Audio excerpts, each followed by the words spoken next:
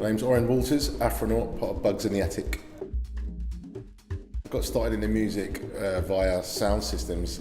I started life after school as an apprentice carpenter and ended up building some scoops and subs for a family friend, and went to an event and became sort of overwhelmed with the DJ nightlife. And then at the same time the acid house phenomenon sort of took place, sort of like late 80s, and that was it, I was in.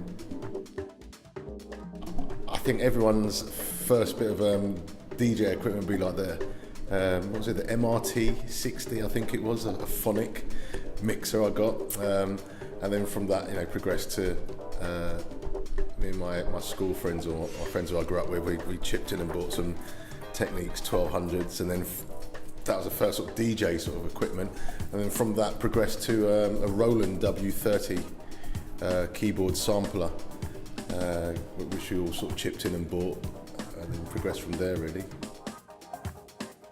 The very first track that I'd actually sort of worked on, I'd heard Fabio and Groove Rider play it a couple times. So yeah, and then the actual first time I experienced it, as opposed to being on radio, actually seeing it, was Matthew B.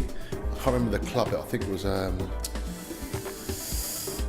I can't remember the name now, somewhere in North London, that big warehouse sort of place. And yeah, he played one of our house tracks, and it smashed at the dance, and it was a brilliant feeling to sort of like witness it, Around sort of 1995, I was sort of becoming a bit disillusioned with house music. It sort of like lost its spark for me, and like my favourite producers like, Kenny Dope, Louis Vega, John Chiafone, and the Mood to Swing guys, even their stuff was sort of becoming a bit samey now. I'd sort of lost its sort of like that sort of edge, and I was really intrigued by the New Eureka Soul stuff they'd just done prior to that, the Nervous track, and to me that is house music. And because it was so different, it was like a breakbeat sort of house track, and it managed to sort of cross over, not just be a big track in the house world, but a massive track in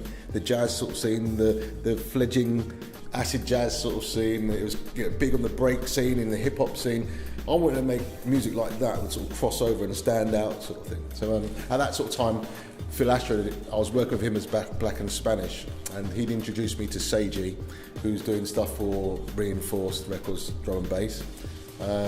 Me and Seiji clicked straight away because we were into the same music, into like Smack, Mental Instrum, Masters, Mood to Swing, and all that. And he was into breaks, I was into breaks, and that. So we started working together. And I always wanted to form a collective anyway. And to me, it was like that was one of our, as a collective.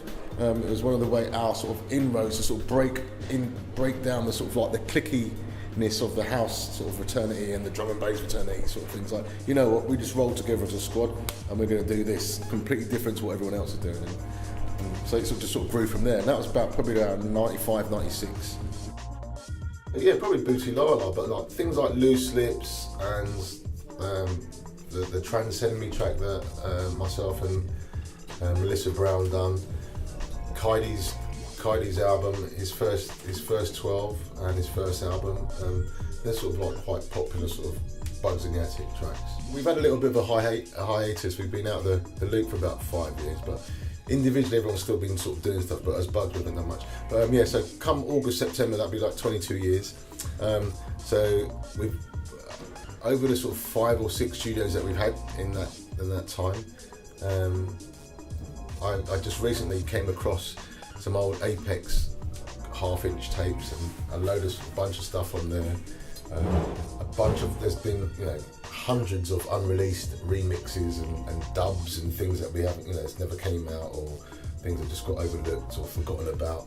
There was stuff that was lost on the hard drive that I've only just retrieved. So the idea is we're going to put together a Dubs in the Attic compilation album with a couple of new tracks that we've just been working on recently. One track with Indambi from the States, and another artist from the States, Jill Rock Jones, who Daz has been working with. So yeah, the idea is to sort of get that ready for sort of September, a little launch party, and go from there really. you know, I set up my own company, sort of doing interior sort of kitchens and bathroom cabinets, going back to, you know, where I started off life for my apprenticeship days. But yeah, I've just sort of again sort of like just slowly rekindled a love affair with music again. And last year, Mark Force gave me a bunch of studio stuff that he had no sort of interest with anymore. So he said, look, just take it and see how you get on. And after a couple of nights, I was like, bang, back in again. I'm in the loop. I got the love again, so I got the bug. It's the Bugzintheattic thing. You see what I'm saying? You better wake up, you better wake up, you better wake up. Afronaut.